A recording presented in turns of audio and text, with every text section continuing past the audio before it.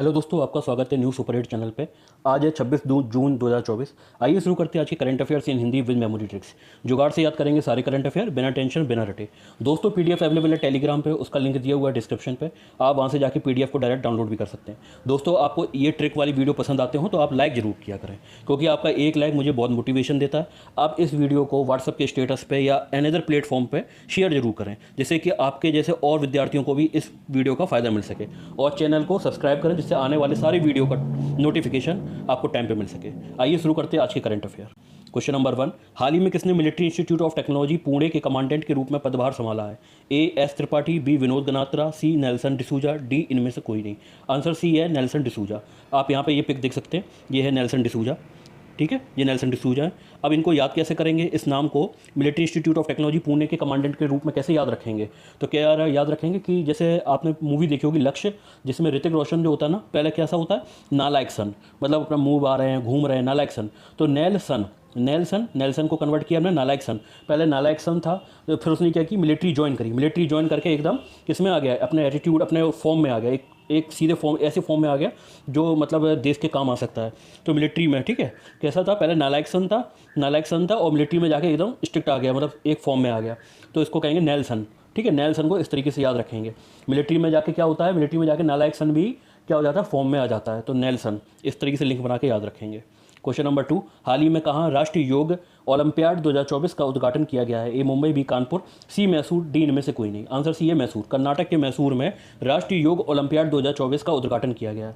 अब आप इसको याद कैसे रखेंगे? ओलंपिक्स नहीं, ओलंपिक्स अलग होता है, ओलंपियाड अलग होता है।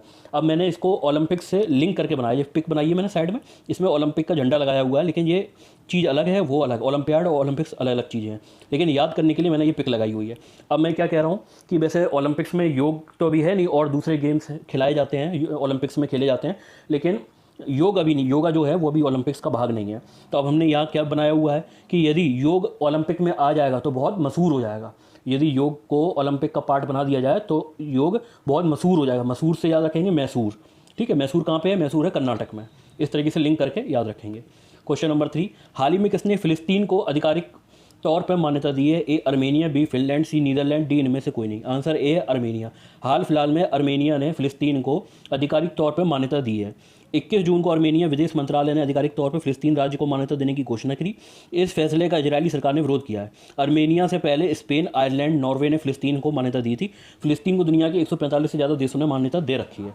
अब आप इसको याद कैसे करेंगे? अर्मेनिया और फिलिस्तीन, यहाँ पे आप देख सकते हैं कोई ये एक पर्सन है, ठीक है, फिलिस्तीन के पर्सन है, तो इनके हाथ में, एक हाथ में क्या? आर्म से याद रखेंगे अर्मेनिया, और दूसरे हाथ में है फल से याद रखेंगे फिलिस्तीन, दूसरे हाथ में है आर्म। तो एक हाथ से फल खाए जाओ, दूसरे से गोली चलाए जाओ अपनी रक्षा में। ठीक है, इस तरीके से आप लिंक बना के याद रख सकते हैं। जैसे कि एक व्यक्ति है, उनके हाथ में आर्म है, दूसरे हाथ में क्या? फल। तो आर्म से याद रखेंगे अर्मेनिया, फल से याद रखेंगे फिलिस्तीन। इस तरीके से लिंक बना के रखेंगे। अर्मेनिया ने फिलिस्तीन को मान्यता दी है। पहले 145 देश फिलिस्तीन को मान्यता दे चुके हैं। अर्मेनिया से पहले आयरलैंड, स्पेन और नॉर्वे ने भी फिलिस्तीन को आधिकारिक तौर पर मान्यता दे चुके हैं। क्वेश्चन नंबर 4, हाल ही में किसने बीएसएनएल में निदेशक उद्यम नियुक्त किया गया है? ए प्रदीप कुमार, बी अनुराग बत्रा, सी सुधाकर राव पापा, डी इनमें से कोई नहीं। इसमें आंसर सी है सुधाकर राव पापा। अब आप इसको याद कैसे रखेंगे? बीएसएनएल जो है वो सबका पापा है। किसका? जियो, एयरटेल, सबका पापा है। वो सरकारी कंपनी है, वो सबके पापा हैं। और बीएसएनएल का जो बिजनेस है, उद्यम है, ठीक है, बीएसएनएल का जो बिजनेस है, उद्यम है, उसमें अभी सुधार की आवश्यकता है। सुधार की आवश्यकता है, इसलिए उसमें किसको लाया गया है? सुधाकर राव को लाया गया है। क्यों? उसमें सुधार करने के लिए, उसको बिजनेस बढ़ाने के लिए, बीएसएनएल के उद्यम को बढ़ाने के लिए सुधाकर राव को लाया गया है, क्योंकि इसमें सुधार की आवश्यकता है। इस तरीके से माइंड मैपिंग करके याद रखिए। क्वेश्चन नंबर 5, हाल ही में यू वेणुगोपाल का निधन हुआ है। वे कौन थे? ए गायक, बी निर्देशक, सी पत्रकार, डी इनमें से कोई नहीं। आंसर बी है निर्देशक। आप यहाँ साइड में पिक देख सकते हैं, ये पिक है निर्देशक यू वेणुगोपाल की। अब ऐसे कई सारे क्वेश्चन आते हैं, कई सारे आपने नाम देखे होंगे कि उनको लिंक याद रखना मुश्किल हो जाता है कि निर्देशक थे, पत्रकार थे, गायक थे। तो इसमें मैं ट्रिक का यूज कर रहा हूँ। क्या ट्रिक है? जैसे एक बच्चा है, वो वेणु को हमने कन्वर्ट किया वन में, और गोपन को कन्वर्ट किया गोपी में। तो गोपी जो है, गोपी का जो टाउन है, शहर है, और स्कूल है, उसके बीच में एक वन पड़ता है, मतलब जंगल पड़ता है। तो उसको घर से स्कूल जाने के लिए जंगल से होकर जाना पड़ता है। अब जंगल तो घना होता है, तो उसमें क्या होता है? साइन बोर्ड लगे रहते हैं। जैसे आप यहाँ देख रहे हैं ना कि एक साइन बोर्ड कैसा लगा है? ये स्कूल का साइन बोर्ड लगा है, ये टाउन का है। इसमें दिखा रहा है टाउन इधर है, स्कूल दिखा रहा है इधर है। तो इस साइन बोर्ड के जरिए आप जा सकते हैं, वन के जंगल में से होके आप घर से स्कूल में इस जंगल के थ्रू ही जा सकते हैं। ठीक है, अब क्या लिखा है? वन गोपी, वन गोपी, गोपी वन से होता हुआ कहाँ जा रहा है, स्कूल जा रहा है, वन से होता हुआ स्कूल जा रहा है, ठीक है। तो उसको कौन निर्देश कर रहे हैं, उसको डायरेक्शन कौन दे रहा है, निर्देशक कर रहे हैं, निर्देश कौन कर रहा है, ये साइन बोर्ड है, उसको निर्देश कर रहे हैं कि रास्ता इधर से है। ये कौन बताएंगे, साइन बोर्ड बताएंगे। इस तरीके से आप माइंड मैपिंग याद करके रखिए। जब वन गोपी वेणु गोपन आए तो उसको कन्वर्ट कीजिए वन गोपी, तो गोपी वन से होता हुआ जा रहा है और क्या किस सहारे जाता है, वो वन में ऐसे तो जा नहीं पाएगा, तो जो साइन बोर्ड है उनके थ्रू जा रहा है। और साइन बोर्ड क्या कर रहे हैं, वो निर्देशित कर रहे हैं, निर्देशित कर रहे हैं, आपको डायरेक्शन दे रहे हैं, तो निर्देशक। इस तरीके से लिंक करके याद रखिए।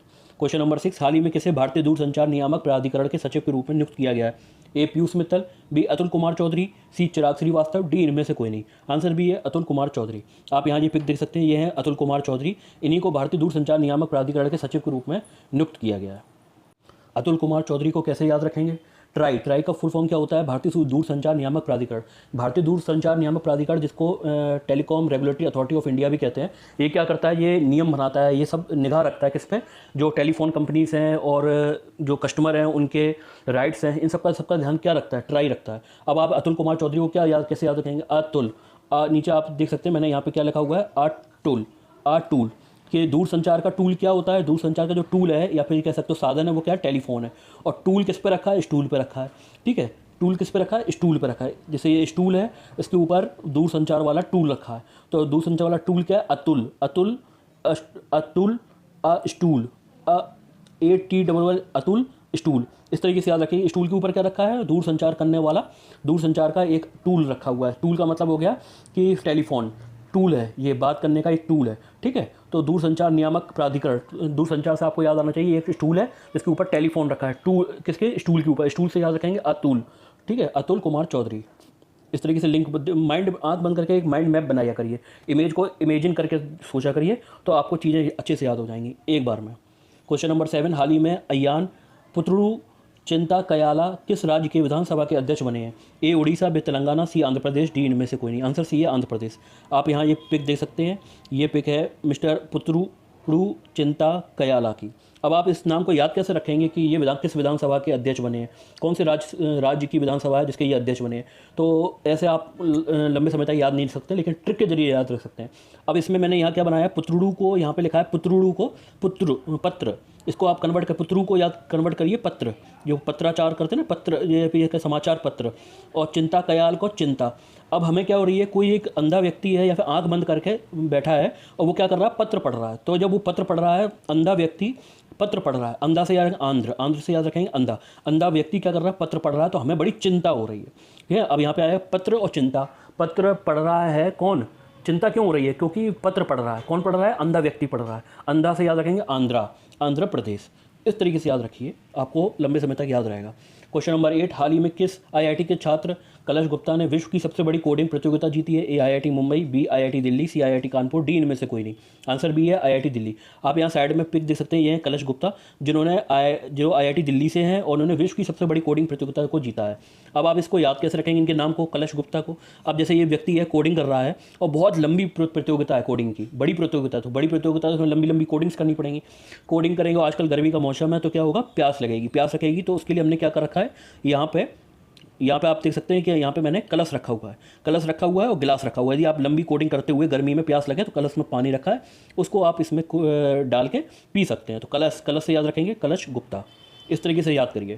क्वेश्चन नंबर 9, हाल ही में कौन भारत का 9वां सबसे बड़ा सी फूड एक्सपोर्ट बना है? सी फूड एक्सपोर्ट का मतलब ये है, ऐसा कौन सा 9वां देश है, सबसे बड़ा 9वां देश है जो हमसे सी फूड खरीदता है?